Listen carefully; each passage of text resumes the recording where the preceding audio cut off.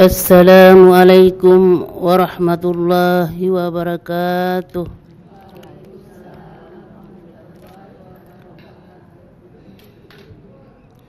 A'udzu billahi minasy syaithanir rajim.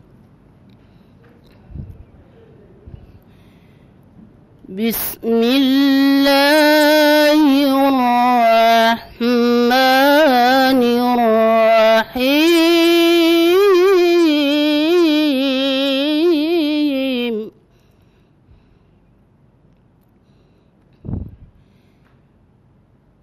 Wa man ya'mal minas salihati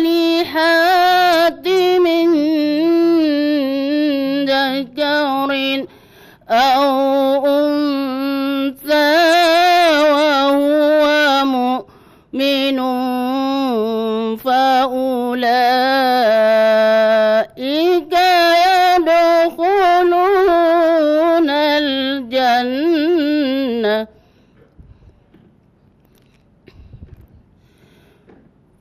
فأولئك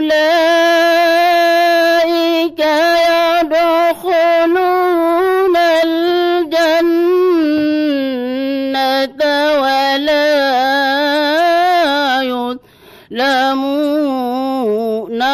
نقيرا ومن أحسن دينا ممن أسلم وجهه لله وهو محسن واتبع ملة إبراهيم حنيفا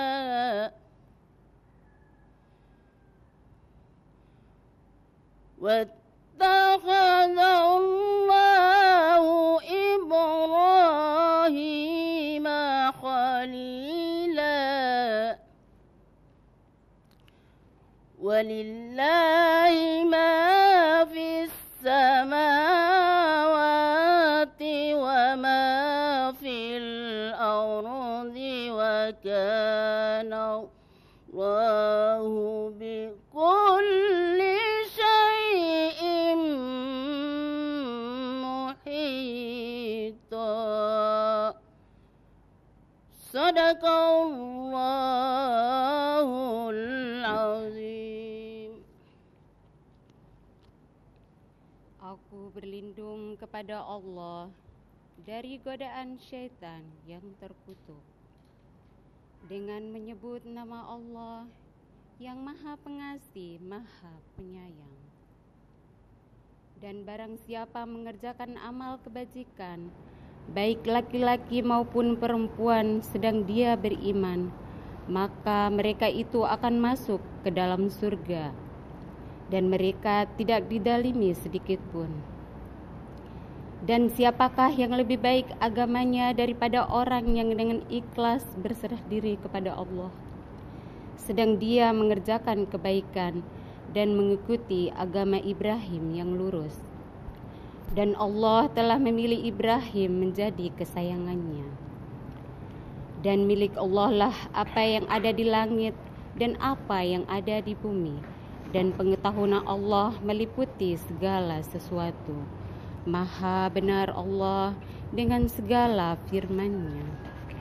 Assalamualaikum warahmatullahi wabarakatuh. Waalaikumsalam warahmatullahi wabarakatuh. Assalamualaikum warahmatullahi wabarakatuh. Waalaikumsalam warahmatullahi wabarakatuh. Salam sejahtera, senang sekali kami dapat menjumpai Anda kembali di kesempatan kali ini dalam acara Cahaya Ramadan. Assalatu wassalamu asrofil anbiya'i wal mursalin wa ala alihi wa sahbihi ajma'in amma ba'du.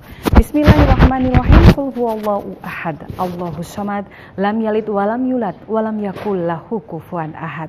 Bersyukur sekali pemirsa kita dapat hadir kembali dan berjumpa dengan Anda dimanapun Anda berada dalam acara yang sudah saya sampaikan tadi, acara Cahaya Ramadan di bulan Ramadan 1435 Hijriah kali ini. Dan pemirsa seperti biasa kami selalu ditemani oleh ibu-ibu dari Majelis Taklim. Kali ini kami menghadirkan ibu-ibu Majelis Taklim Al-Muhajirin OIBUFU. Assalamualaikum warahmatullahi wabarakatuh Bunda.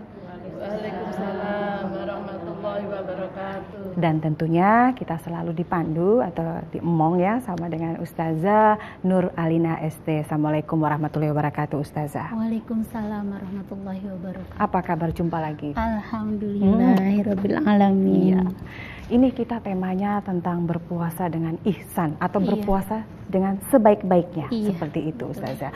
Mungkin nanti kita sharing sama Bunda ya, ibu-ibu dari Majelis Taklim Al-Muhajirin OIBUFU Kota Kupang bersama dengan kebetulan ada Ustazah Alina yang akan membantu kita menjelaskan lebih gamblang. Mungkin bunda-bunda ingin sharing banyak hal tentang bagaimana sih berpuasa dengan ihsan. Nah, tadi saya juga tanya sama Ustazah, kadang-kadang bahasa-bahasa seperti itu yang membuat kita tuh jadi bingung. Ternyata sangat sederhana sekali, berpuasa dengan sebaik-baiknya. Kira-kira seperti bagaimana Bunda kita berpuasa dengan ihsan itu seperti bagaimana sih supaya mendapat ridho atau berkat dari Allah Subhanahu wa taala. Baik. Auzubillahi minasyaitonirrajim. Bismillahirrahmanirrahim. Alhamdulillahirabbil alamin. Allahumma shalli ala sayyidina Muhammad wa ala alihi wa ashabihi ajma'in wa man tabi'ahu bi ihsanin ila yaumiddin amma ba'du. Saya sapa dulu ibu-ibu Silakan Bunda. Supaya ini karena saya baru berjumpa pertama kali ya. Assalamualaikum warahmatullahi wabarakatuh. Waalaikumsalam warahmatullahi wabarakatuh. Cerah ceria ibu-ibu ya, ijo royo-royo, segar sekali. Subhanallah, dan ini bentar lagi kita menjelang menit-menit berbuka puasa ibu-ibu ya, masih segar Bu ya, alhamdulillah ya. Tadi Mbak Ian sudah menyebutkan temanya berpuasa dengan ihsan. Ibu-ibu kalau biasanya bahasanya itu pakai bahasa Arab nggak ngerti ibu-ibu ya. Kadang-kadang bingung ya. Kadang-kadang bingung padahal maknanya itu sebenarnya mudah saja. Jadi ihsan itu berasal dari kata ahsana. Ahsana yuhsinu. Nah, itu bahasa Arab. Nanti menjadi bahasa ihsan.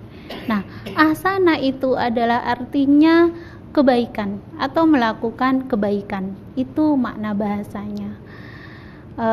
Rasulullah SAW di dalam hadis riwayat Muslim menyebutkan innallaha qatabal ihsan fi ala kulli syai'in. Sesungguhnya Allah telah kataba itu mewajibkan atau mengharuskan ihsan ala kulli syai'in, dalam segala hal, begitu. Nah, di sini Allah menyebutkan dengan Rasulullah SAW menjelaskan dengan kata-kata katabah. Ya, sebenarnya ini juga sama dengan Quran surat Al-Baqarah ayat 183 ibu-ibu ya. Ya ayyuhalladzina amanu kutiba alaikumussyam kama kutiba alal ladzina min qablikum la'allakum tattaqun. Kutiba di sini. Nah, kataba ini sama, berarti di sini maknanya itu mengharuskan atau mewajibkan. Jadi Allah telah mewajibkan untuk berbuat baik fi ala kulli syai'in. Ini maknanya itu fi ya kalau dalam bahasa Arab ya, dalam segala hal, fi kulli syai'in, ala kulli syai'in. Sehingga ketika melaksanakan sesuatu kita diperintahkan oleh agama untuk berbuat baik. Nah, ini makna bahasanya, dari sisi makna bahasanya. Oleh karena itu perintah untuk berbuat baik ini tentu menjadi suatu hal yang wajib untuk kita laksanakan. Nah, bagaimana berbuat baik? Kalau di sini dijelaskan ala kulli syai'in yang bermakna fi kulli syai'in, dalam segala hal, berarti di dalam semua perbuatan kita, perkataan kita, sikap kita, tindak tanduk kita ya, semuanya berarti berlaku kewajiban untuk ahsan atau berbuat baik. Ya. Kemudian ada juga ihsan yang itu bermakna syar'i ya. Ihsan makna syar'i itu ada dalam hadis riwayat Bukhari Muslim. Itu tentang Islam, iman dan ihsan.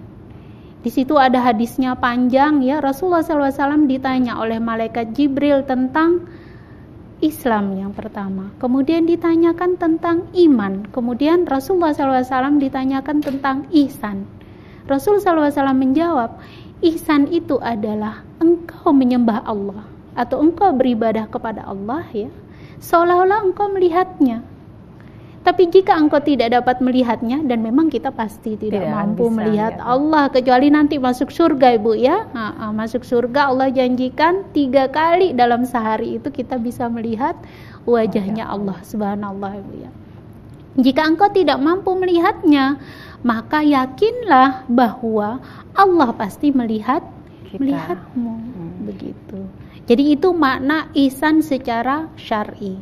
Nah, ihsan di dalam hadis riwayat Bukhari Muslim ini bermakna yaitu dalam hal beribadah, dalam hal menyembah Allah ya. Ibadah di sini lebih ditekankan pada ibadah mahdhah ya, ibadah langsung kepada Allah, begitu.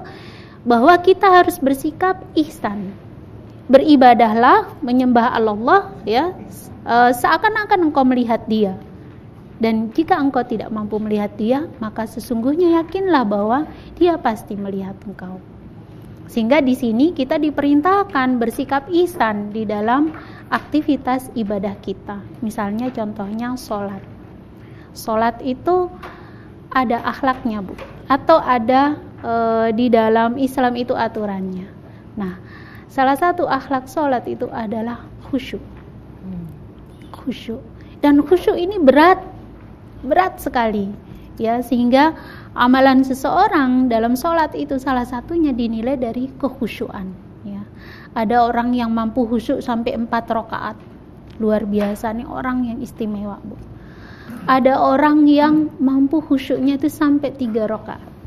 Ada orang yang mampu khusyuknya itu hanya sampai 2 rakaat atau bahkan 1 rakaat, tapi jangan sampai enggak khusyuk sama sekali. Jadi 0 rakaat begitu ya Mbak Yan ya, begitu. Subhanallah. Jadi Allah memerintahkan kita untuk di dalam hal ibadah itu untuk berbuat ihsan, begitu.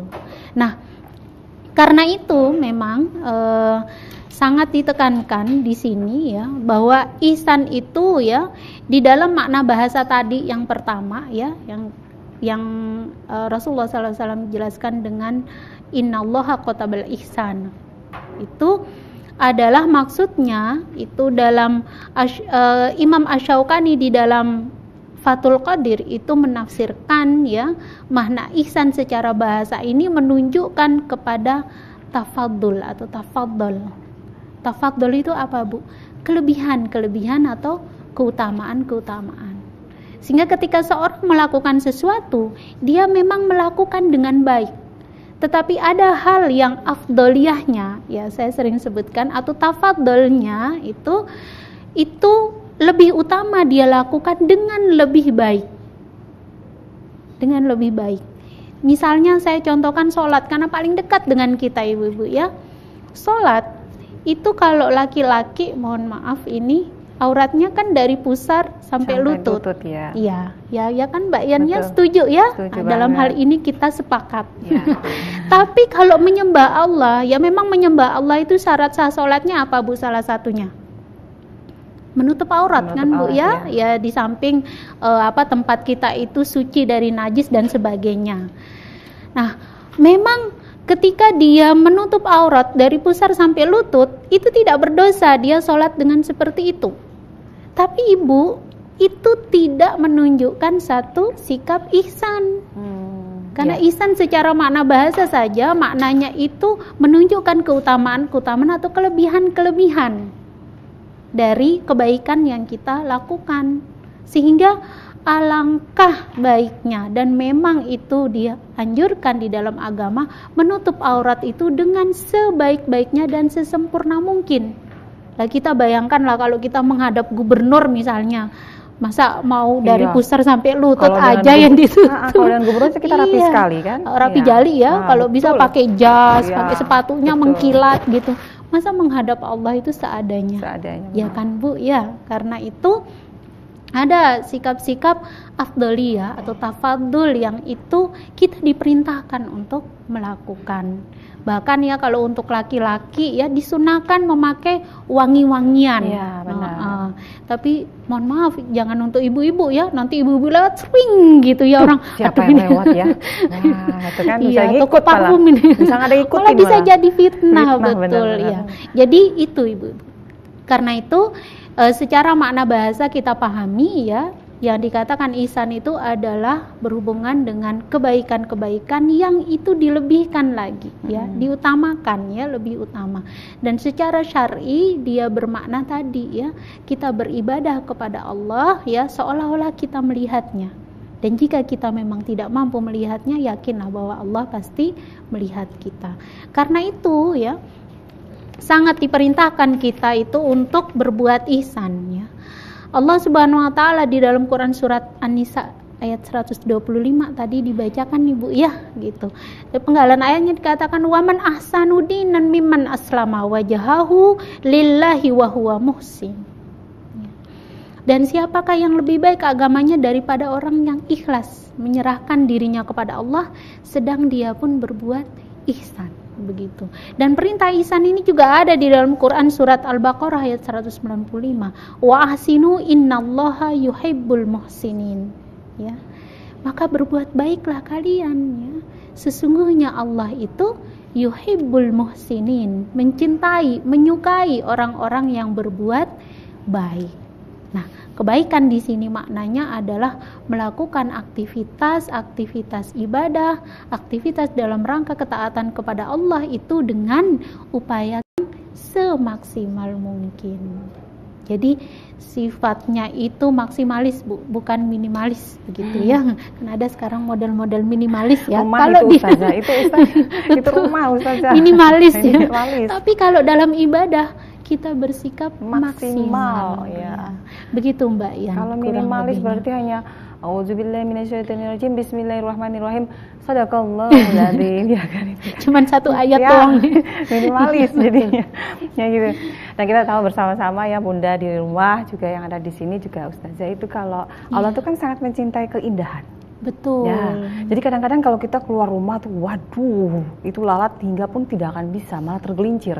Tapi saat kita sholat, eman-eman bajunya itu entar nanti kena air kotornya di sini. Nah, itu hukumnya gimana Ustazah supaya kita ingatkan kepada pemirsa di rumah ya. Kadang-kadang alangkah baiknya punya baju baru kita bawa untuk sholat. Betul. Nah, itu kan Ustazah. Ini juga ada salah kaprah ya. Kalau saya dekatnya sama ibu-ibu ya. Iya, betul. Tapi ibu-ibu kalau kita saling menasehati kita nggak usah tersinggung Bu Ibu ya. Tidak akan. Kadang kan kita punya mukena Bu, mahal banget Aduh, mukenanya Bu. Apalagi kalau 1 juta lebih Bu.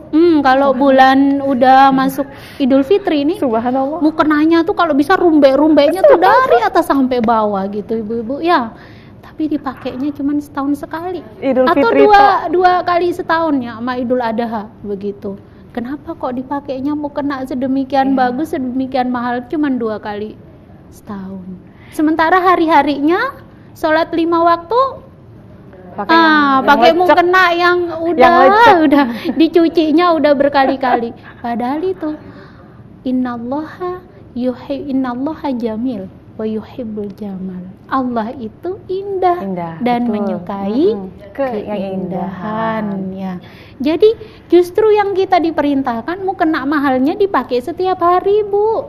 Mukenanya yang bagus itu dipakai setiap hari.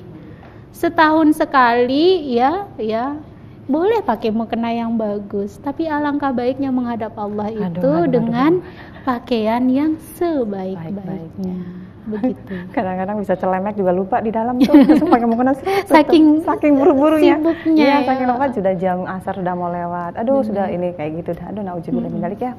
Betul, Allah memang sangat mencintai keindahan. Iya. Baik Bunda, sesuai dengan tema kita, berpuasa dengan ihsan atau dengan sebaik-baiknya. Ada Bunda yang ingin sharing mungkin dengan kami, dengan pemirsa di rumah, saya persilakan.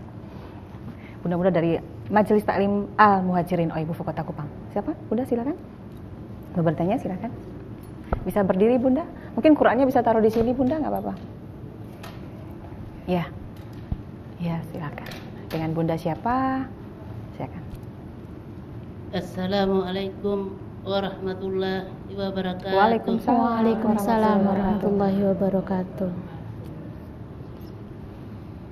Terima kasih waktu yang kesempatan diberikan.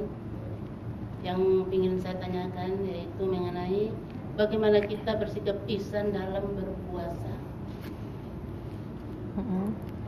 Boleh, itu aja. Makasih Bunda ya. Dengan Bunda siapa tadi Bunda? Ibu Ba'diah. Ibu Ba'diah. Ibu Ba'diah. Bagaimana sikapnya Bunda? Tadi kan sudah dijabarkan Iya. Bunda ya. Ya, mungkin bisa lebih dipertajam. Wah, dipertajam lagi biar Bunda Sikap mungkin. ihsan di dalam berpuasa ya, sebenarnya sikap ihsan ini kan harus kita terapkan di dalam semua aktivitas kita. Tapi di dalam bulan Ramadan ini memang sikap ihsan atau berbuat baik dan keutamaan-keutamaannya itu lebih-lebih lagi harus kita tekankan untuk dilaksanakan. Contohnya ihsan dalam berpuasa itu ada dalam aktivitas-aktivitas yang Allah sunahkan dan Allah wajibkan di dalam bulan puasa. Contohnya misalnya kaitannya dengan sedekah. Di dalam bulan Ramadan ini ya, di dalam satu hadis dijelaskan Rasulullah SAW itu adalah orang yang paling dermawan. Dan lebih-lebih ya, di dalam bulan Ramadan beliau seperti mengalir kedermawanannya itu, saking dermawannya beliau, lebih-lebih lagi pada bulan Ramadan. Nah, ihsan dalam bersedekah ya di dalam bulan Ramadan itu pertama kita niatkan hanya untuk Allah Subhanahu wa taala. Berarti harus bersih dari niat untuk kepentingan duniawi. Kalau bisa ketika kita memberikan sesuatu kepada orang lain, bersedekah kepada orang lain dengan tangan kanan, kalau bisa tangan kirinya jangan tahu, Bu. Dan itu nggak mungkin ya, tangan kiri nggak tahu ya. Itu saking kita itu diperintahkan untuk menyembunyikan. Jika kita takut dihinggapi penyakit riya.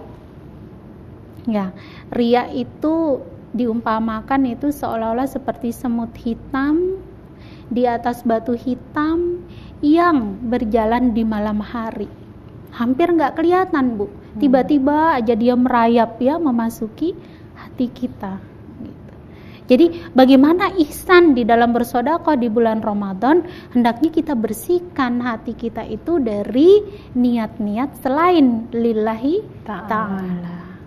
Kemudian yang kedua, bersedekahlah dengan yang terbaik. Kalau kasih baju, kasih bajunya yang terbaik, Mbak Ian. Benar.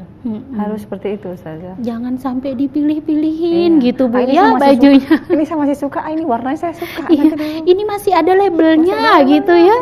Ini aja deh yang udah warnanya pudar gitu ya. Atau misalnya nggak kelihatan resletingnya robek gitu. Ibu-ibu jujur aja ya, kita itu kan perempuan suka, Bu ya, benda-benda seperti itu begitu. Tapi Allah perintahkan bersedekahlah dengan yang terbaik, makanan terbaik, pakaian terbaik, sandal terbaik, kerudung terbaik ya, sepatu terbaik, tas terbaik, kalau bisa merek Hermes namanya ya. Puluhan juta itu. Kalau Ustazah hafal merek tas, saya nggak hafal. Ah, masa sih? Saya mah Ransel aja. Oh begitu, Ransel merek. Oh, kita nyebutin iklan gitu ya. Mohon maaf ibu-ibu ya. Tapi itu menggambarkan bahwa ya Allah Subhanahu wa taala memerintahkan kita memberikan hal-hal yang terbaik ya, hal-hal yang terbaik untuk diberikan kepada orang lain. Nah, berpuasa dengan ihsan adalah melaksanakan amalan-amalan di bulan puasa, entah itu amalan sunnah atau amalan wajib dengan keutamaan-keutamaan dan melebihi kebaikan-kebaikan yang biasa, ibu-ibu. Contohnya sedekah tadi. Jadi memberikan sedekah yang terbaik. Begitu, sesuai dengan apa yang kemampuan Allah berikan kepada kita. Jangan takut berkurang ya Ustazah ya. Memberi kayaknya uang ada 300.000 gitu, saya berikan 50.000, uang saya kurang 200, jadi 250.000. Itu nyesel seumur-umur. Padahal Rasulullah SAW bersabda ya, ketika Aisyah itu ditanya pada saat beliau membagi-bagikan daging kambing, Aisyah ditanya, apa yang tersisa Aisyah? Itu tersisa tinggal pundaknya, wahai Rasulullah. Rasulullah SAW katakan, itu bukan yang tersisa ya. Justru yang dibagi-bagikan itu dia tidak bersisa. Itulah yang dia itu kekal nilainya. Justru yang kita makan ini ya, pundaknya itu akan menjadi kotoran bagi kita. Keluar saja dia. Tapi yang dibagi-bagikan itu kekal. Itu bukan sisa. Ya. Itu tetap nilainya di sisi Allah Subhanahu wa taala. Sampai segitunya ya. Sampai seperti itu, Mbak Ian. Subhanallah, memang ya kita diperintahkan untuk berbuat baik di dalam setiap aktivitas kita. Dan insya Allah tidak hanya di bulan Ramadan saja. Sering diingatkan ya Ustazah. Iya, maksudnya ke saya gitu. Saya nunjuknya ke sana satu, tapi empatnya ke saya semua gitu. Iya. Jadi bukan hanya bulan Ramadan saja kita berbuat kebaikan seperti itu, tapi di bulan-bulan selanjutnya karena ada 11 bulan yang lain. Iya, betul. Ya. Gitu Bunda ya. Ya, terima kasih. Assalamualaikum warahmatullahi wabarakatuh. Waalaikumsalam warahmatullahi wabarakatuh. Saya juga Bunda mau, silakan Bunda. Terima kasih.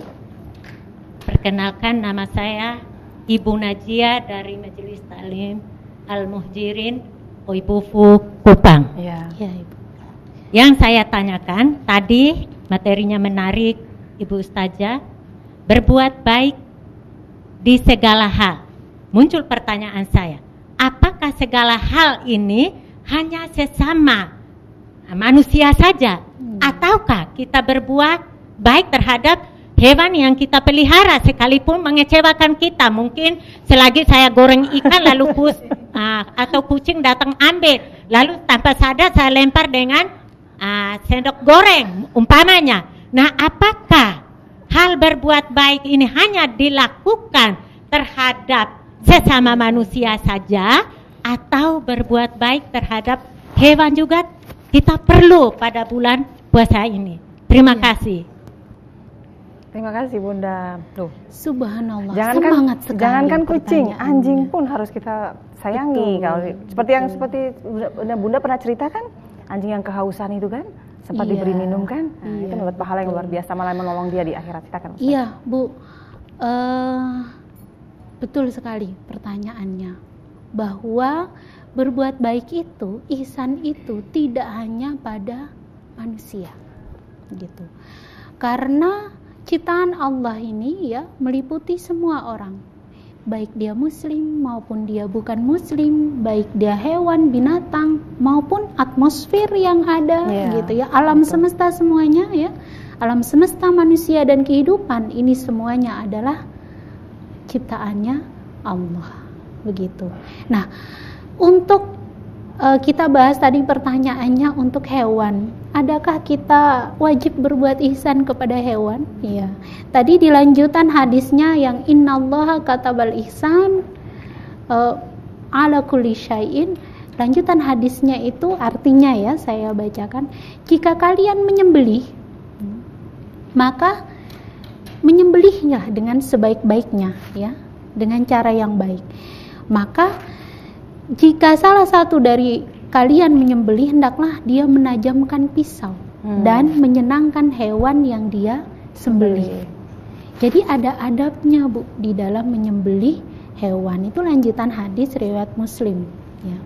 Nah, menyembelih hewan begitu ya, ini harus berbuat ihsan sebagaimana kita juga wajib berbuat ihsan di dalam memeliharanya.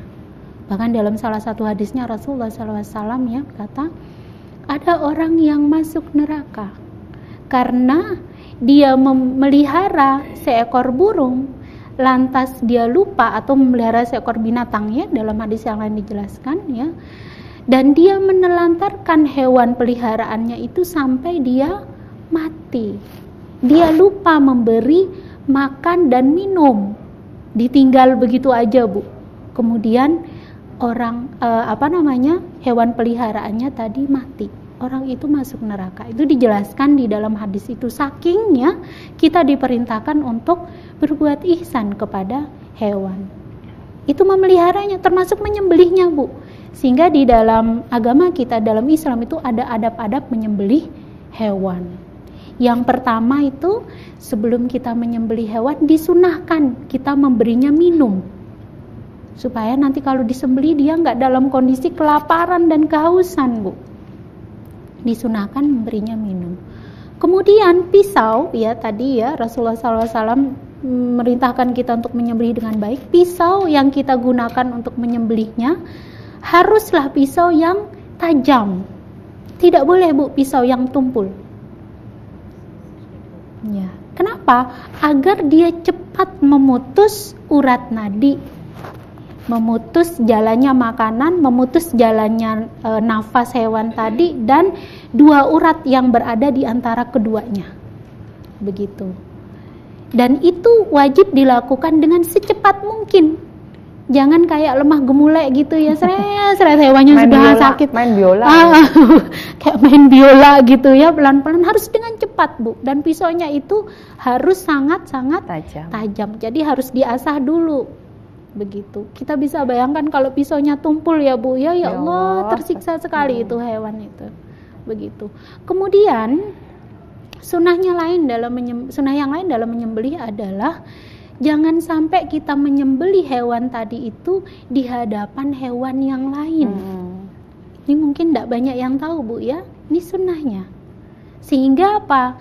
Hewan yang lain itu tidak menyaksikan hal yang mengerikan di hadapannya. Begitu. Kemudian yang lain lagi sunnahnya ya, hendaknya hewan itu ya sebelum direbus ya, sebelum kita misalnya ayam gitu ya, masukin ke air panas, hendak dikuliti kulitnya, harus betul-betul diem dulu. Ya, jangan masih menggelepar-gelepar blek gitu ya Bu ya. Waduh, ya Allah kasihan, itu masih hidup itu. Harus betul-betul dia diam, mati dulu, betul-betul mati, baru ya dimasukkan ke dalam air panas. Begitu. Dan dilarang ya membunuh hewan itu dengan cara menusuk, menguliti, membakar ya, dan mencabik-cabik. Dipukul gitu ya dengan batu itu tidak diperbolehkan Ibu. Nggak ada parang, akhirnya jadi batu deh. Iya. Iya, kalau nggak ada parang bisa pakai sesuatu yang tajam. Yang jelas harus sesuatu yang tajam. Bahkan di satu daerah pedalaman di Kalimantan itu pakainya sembilu ya. Sembilu ya, yang udah ditajemin itu. Iya, jadi nggak ada rotan akar pun jadi. Dan Allah pasti ya memberikan kemudahan ketika memerintahkan sesuatu. Sehingga hewan yang dibunuh itu ya tidak lama merasakan sakit. Tidak lama mereka merasakan kondisi tercabut nyawanya dari tubuhnya. Itu ihsan di dalam menyembelih. Jadi memang subhanallah ya, kalau kita mengkaji ajaran agama kita ya, tadi makanya dijelaskan katabal ihsana ala kulli syai'in ya. Ketika kita diperintahkan untuk berbuat baik ya dalam segala hal, Allah juga melalui Rasulullah SAW sudah memberikan tuntunan. Jadi kita tidak disuruh cari-cari sendiri deh aturannya. Udah ada Bu, udah lengkap. Kita tinggal mengkajinya, memahaminya, mengamalkannya, dan nasihat menasehati. Begitu Mbak Yan. Tadi kucingnya masih dilempar Bu sampai sekarang. Kucingnya masih dilempar Bu sampai sekarang. Ibu kalau kucing udah bawa kita nggak dapat lagi, Ikhlas, bukan Bu. rezeki Bu, Ikhlas. itu rezekinya si kucing gitu. Kita juga mau marah, ikannya nggak balik lagi Bu. Jangan ya. supilnya melayang Bu ya, kasihan. Subhanallah, baik.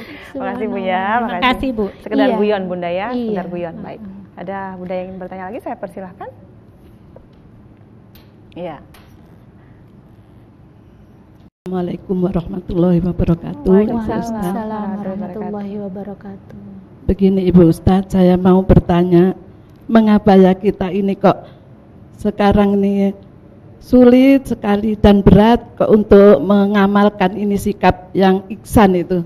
Jadi mohon Ustadz kasih kiat-kiat atau penjelasan yang gimana supaya kita ringan untuk menjalankannya. Iya. Ihsan keseluruhan gitu Bunda ya? Iya, iya.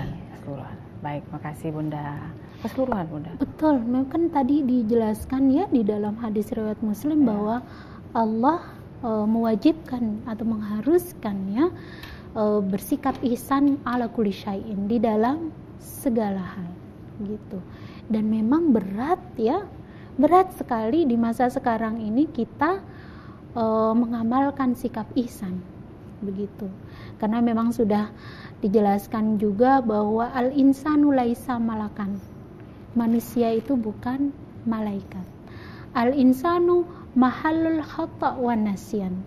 Manusia itu tempatnya salah dan lupa, ya enggak Bu? Ya kan? Kecuali para nabi dan rasul yang itu terjamin kemaksumannya, kita adalah makhluk yang akan sering berbuat salah di dalam kehidupan kita. Dan memang kita melihat di masa sekarang ini sulit, Bu, ya. Kenapa sulit? Ya, kalau kita melihat rasa-rasanya keikhlasan kita itu juga sulit sekali, ibu-ibu, ya, begitu di tengah kondisi yang seperti ini. Kenapa itu bisa terjadi? Pertama, kalau kita melihat, ya, kalau kita melihat Islam itu, ya, agama kita itu semakin ditinggalkan. Kita tidak pungkiri ini satu hal yang memang terjadi, ya, bahwa agama kita banyak tidak dipahami. Misalnya kaitannya dengan sikap baik tadi, ya, terhadap hewan itu banyak yang gak ngerti, Bu, ya, begitu. Ketika Islam itu ditinggalkan, ya, ketika Islam itu banyak tidak dipahami, semakin sulit memang kita untuk bersikap ihsan di dalam segala sesuatu, begitu. Sehingga yang paling penting sekarang itu adalah bagaimana agar kita kembali kepada ajaran agama kita. Kita punya ajaran agama yang lengkap kok, Bu. Mau apa deh? Coba Mbak Yan tanya saya. Tentang berhias ada. Mengisi rambut, pakai bedak, semuanya. Ada. Lihatin muka di cermin. An-Nur ayat 31. Tanya lagi. Apa lagi ya? Tentang adab-adabnya mencukur alis. Iya, itu ada di hadis. Ada semua di hadis. Apalagi tentang bagaimana memperlakukan, ya, diri kita, ya, hubungan hablun linafsi, ya, hubungan dengan diri kita, hubungan dengan manusia yang lain, hablum minan nas, kemudian hablum minallah, ya, hubungan dengan Allah, itu semuanya ada di dalam aturan agama kita. Nah, kenapa semakin berat? Ya, karena memang aturan agama kita saat ini ditinggalkan, begitu. Semakin dia ditinggalkan, semakin dia itu semakin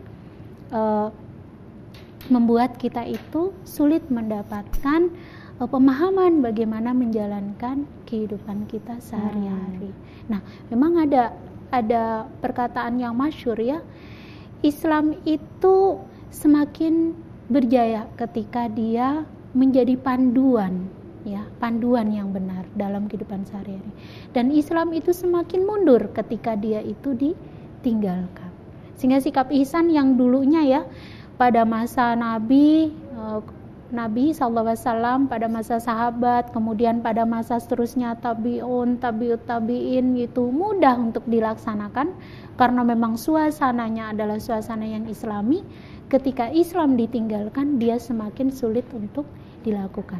Nah, bagaimana kiat-kiatnya, Bu, ya, agar kita berpegang teguh, ya, berpegang teguh pada tali Allah, ya, itu adalah bagaimana kita tafaqquh fiddin, kita paham dulu ajaran agama kita, banyak mengkaji, ya, banyak bertanya, banyak memahami, dan yang paling penting banyak mengamalkan.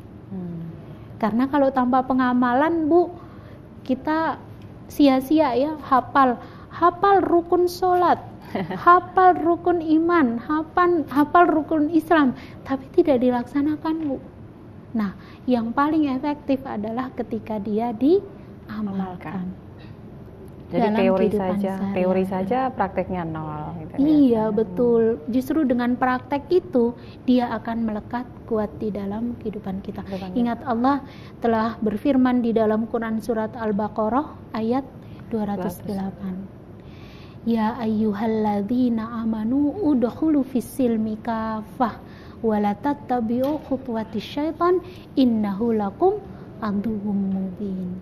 Wahai orang-orang yang beriman, masuklah kalian ke dalam Islam secara kafah. Nah, kafah ini ada hubungannya dengan ala kulli syai'in tadi, Bu, dalam segala hal tadi. Jadi kita harus masuk ke dalam Islam dalam segala hal, secara kafah, secara menyeluruh. Dan jangan ikut langkah-langkah syaitan. Sesungguhnya syaitan itu adalah musuh yang nyata bagimu. Ini Allah sudah jelaskan. Syaitan itu adalah musuh yang nyata bagi kita. Makanya jangan berteman dengan syaitan, Bu, ya.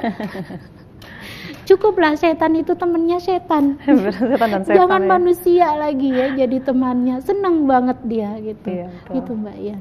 Pokoknya melakukan sesuatu itu dengan hati nurani kali ya Ustazah ya. Insya Kalau Allah hati ya, nurani, dengan hati kecil itu keikhlasan. mengatakan demikian, kalau kita ikut insya Allah pasti akan baik adanya. Insya Allah. Insya Allah. Jadi tidak kadang-kadang ini juga mempengaruhi. Jadi kadang-kadang jadi lupa. Kadang-kadang keinginan nafsu itu malah lebih kuat kadang-kadang. Baik Bunda, ada yang ingin bertanya lagi? Saya persilakan. Terima kasih atas penjelasannya Ibu Ustazah. Iya, Ya, Ibu. sama-sama. Silakan Bunda, ada yang ingin bertanya? Iya, yang di belakang. Silakan. Berdiri saja Bunda ya. Bisa berdiri Bunda? Ini Ya. di luar tema, Bu. Boleh ya? Assalamualaikum warahmatullahi wabarakatuh. Didekatkan Bunda. Waalaikumsalam. Sudah Bunda, tinggal dideketin warahmatullahi aja ya. wabarakatuh. Saya perkenalkan, saya Ibu Nurhayati dari Majelis Ta'lim Al-Mujahirin. Saya mau bertanya, Bu. Begini, Bu. Seseorang dia merasa bersalah, terus dia meminta maaf kepada orang itu. Tetapi orang tersebut tidak mau memaafkan. Apa hukumnya? Makasih, Bu. Assalamualaikum warahmatullahi wabarakatuh. Waalaikumsalam warahmatullahi wabarakatuh. Masih bisa ya sesuai dengan tema, kan ini ala kulli syai'in, Iya, dalam betul. segala Dalam hal. segala Iya, hal, betul. ya. Itu gimana? Termasuk dalam aktivitas maaf memaafkan. Saya katakan aktivitas karena dia adalah perbuatan lahiriah, Bu ya. Memang sering kita mendengar memaafkan itu sungguh berat. Ya. Memaafkan orang lain sungguh berat ya, apalagi kalau sudah disakitinya berlipat-lipat. Gitu. Berat untuk memaafkan. Nah, di dalam Islam ya, ketika kita berbuat salah kepada Allah, maka kita memohon ampun dengan istighfar dan tobatun nasuha ya, tidak mengulangi lagi, berazam untuk meninggalkan. Nah, kalau sudah istighfar melakukan lagi, istighfar lagi, melakukan lagi, istighfar lagi, melakukan lagi, itu namanya tobat sambel, Bu. Bukan tobat nasuha, Ibu ya. Dan itu dikatakan orang itu mempermainkan aturan-aturan Allah, begitu. Tidak ada keledai yang terperosok 2 kali di dalam lubang yang sama. Ya, itu dijelaskan di dalam hadis. Berarti ketika orang itu tidak sadar-sadar, ya sama dengan dia mempermainkan aturan agama. Nah, bagaimana dengan aktivitas memaafkan? Memaafkan ini adalah hubungannya dengan manusia. Kita tidak cukup dengan istighfar, Bu. Astaghfirullahaladzim. Sudah dimaafkan, ampunan Allah itu ya seluas, jauh lebih luas daripada bumi dan seisinya. Luas sekali ampunan Allah itu. Tapi kok ampunan manusia nggak luas-luas ya? Kita cukup mohon ampun kepada Allah, itu Allah berikan ampunan. Selama kita tidak terus-menerus mengulangi kesalahan kita. Nah, kewajiban ketika kita berbuat salah kepada manusia itu adalah meminta ampun, meminta ridhonya agar dia mau memaafkan kita, minta maaf, Bu ya. Tapi bagaimana kalau dia tidak memaafkan kita? Kita udah nih, saya cek ini Bu Ustazah, saya sudah minta maaf 53 kali, dihitung saking seringnya. Tapi dia juga nggak mau maafkan saya, gimana saya bisa masuk neraka nih? Ada ibu-ibu yang bertanya seperti itu. Ibu-ibu, kewajiban kita adalah meminta maaf dengan setulus-tulusnya. Tapi jangan diiringi lagi dengan perbuatan yang salah ya. Misalnya dia marah karena kita gibah ya, karena kita omongin dia, fitnah dia. Kita udah minta maaf ya, habis itu kita ngomongin dia lagi. Kita udah minta maaf lagi, kita ngomongin dia lagi. Itu idola kayaknya. saking idolanya diomongin ya. terus. Tiap hari gitu. dia pantau dia aja, nggak ada yang lain kan, nggak ada yang lain ya. Pantau dia. Dikekerin gitu. Iya ya, kok idola sekali gitu. Idola favorit banget buat diomongin Ya, gitu ya. Ya Allah, banget. subhanallah gitu ya. Jadi kalau kita sudah berbuat salah kepada seseorang, kita memohon maafnya ya. Kalau dia sudah maafkan, jangan diulangi lagi, Bu. Tapi kalau dia tidak memberi maaf dan sementara kita memang betul-betul kita menyadari itu kesalahan kita dan kita tidak mengulangi lagi, maka kewajiban kita sudah selesai. Ya, selama kita tidak ulangi lagi, Bu, ya. Kalau kita ulangi terus, minta maaf lagi, ulangi lagi, minta maaf lagi, wah itu sama dengan kita ya mempermainkan aturan agama ya dalam hal meminta maaf. Jadi Ibu, selama Ibu sudah meminta maaf, Ibu tidak mengulangi lagi salah kepada dia ya, maka biarkanlah ya, dia ridho atau tidak itu urusannya dengan Allah ya. Terima kasih. Ya, demikian. Itu Bunda. ihsan di dalam meminta maaf. Jadi maafnya juga harus ihsan Ibu-ibu ya. Mohon maaf nih ada yang dari jauh. Maaf ya kemarin udah dari jauh orangnya masih merengut gitu ya. Ya udah kan saya udah minta maaf. Nah itu Bu, mohon maaf tidak ihsan Bu ya. Datang baik-baik, minta maaf dengan tulus, mohon keridhoannya begitu ya. Kalau itu sudah dilakukan, kemudian tidak dimaafkan ya, maka biarlah serahkan itu pada Allah Subhanahu wa taala. Tapi sekarang banyak sekali karena teknologi kan canggih. Jadi minta maaf bisa lewat Twitter, bisa Facebook, bisa SMS, bisa gimana tuh Ustazah? Skype gitu Sorry, ya. maaf ya yang kemarin saya tidak sengaja gitu. Boleh ya pakai Terus dikasih senyum, media. ditambahin senyum di belakang, cis gitu. Ya dipakai ini ya. Kadang-kadang kan gitu, kadang-kadang. Emoticon katanya.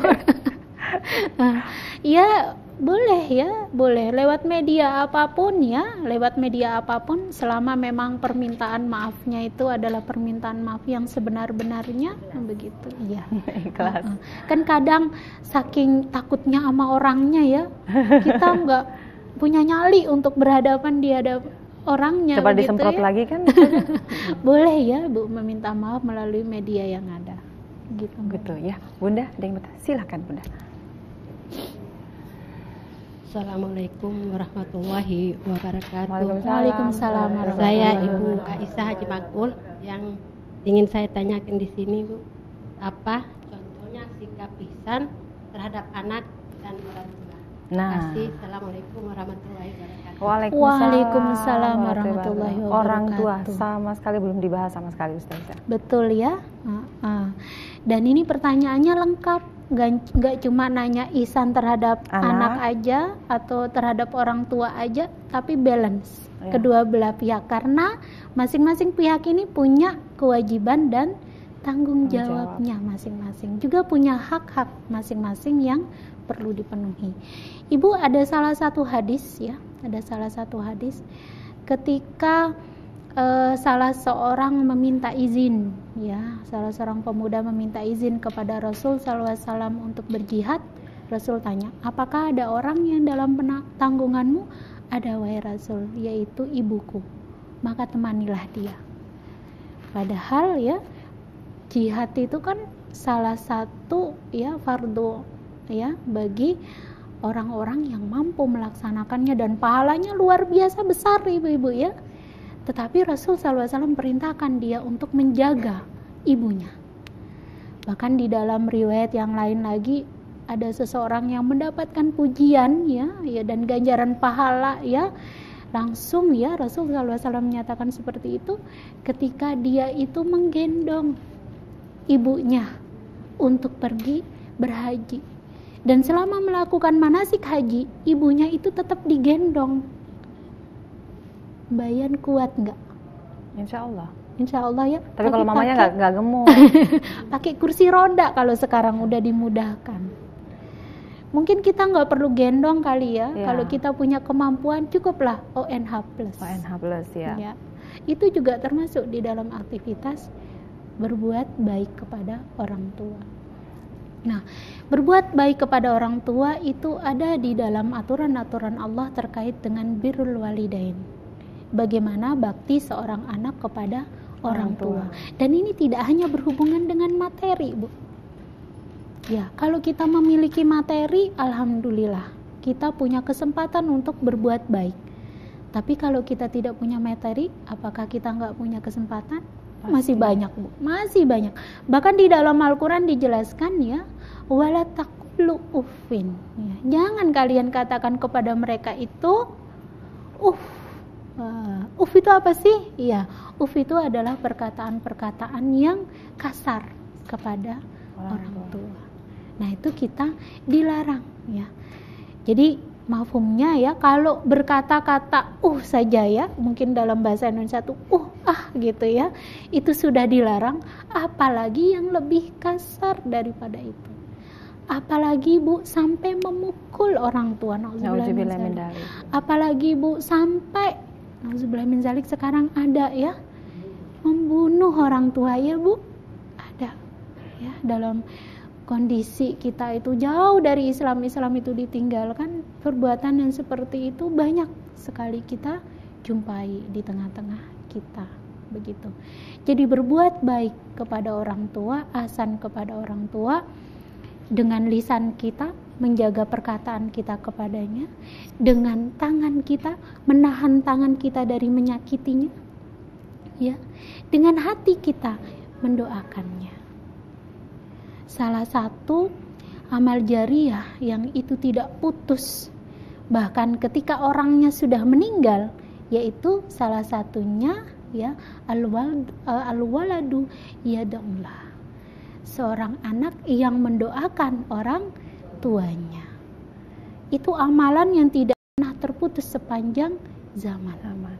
Luar biasa ya Bu ya. Nah, bagaimana sikap ahsan terhadap anak? Di dalam satu hadis juga dijelaskan, ada seorang bapak mengadukan anaknya. Anaknya ini sudah berbuat tidak ahsan kepadanya. Kemudian anaknya ini dipanggil, kenapa engkau berlaku itu kepada bapakmu? Kemudian anaknya berkata, aku ketika lahir diberikan nama yang tidak Islami. Aku tidak disayangi. Kebutuhanku tidak dipenuhi walaupun dia mampu. Aku tidak diperhatikan. Aku selalu diperlakukan dengan buruk, dipukul, dicaci maki, ya, dilempar dan sebagainya. Kemudian Rasul SAW menasihati orang tua itu. Ya. Barang siapa yang memperlakukan anaknya dengan buruk, maka jangan heran jika dia juga diperlakukan dengan buruk. Termasuk memberi nama Bu, termasuk berkata-kata kepada anak-anak juga memiliki hak dari kita untuk diperlakukan ihsan. Jadi di dalam Islam ya, orang tua, anak punya kewajiban kepada orang tua. Tapi sebaliknya, anak juga punya hak dari orang tua. Orang tua ya juga punya hak dari anak-anaknya. Nah, di dalam Islam itu semua sudah diatur. Tinggal kita mengkajinya, memahaminya, dan melaksanakan berbuat ihsan kepada anak dan orang tua kita. Kalau orang tua kita sudah meninggal, kita ada jalan mendoakannya, bersedekah atas namanya. Jika dia belum naik haji dan sudah punya niat untuk naik haji, ya, kita bisa menghajikan orang tua kita. Banyak cara untuk agar amal ibadah orang tua kita itu, pahala bagi orang tua kita itu mengalir walaupun beliau sudah meninggal. Begitu Ibu. Iya. Berarti balance ya Bunda ya, dengan anak dan juga dengan orang tua. Kadang-kadang kita sama anak itu juga kalau kelewat sayang juga tidak bagus ya Ustazah ya.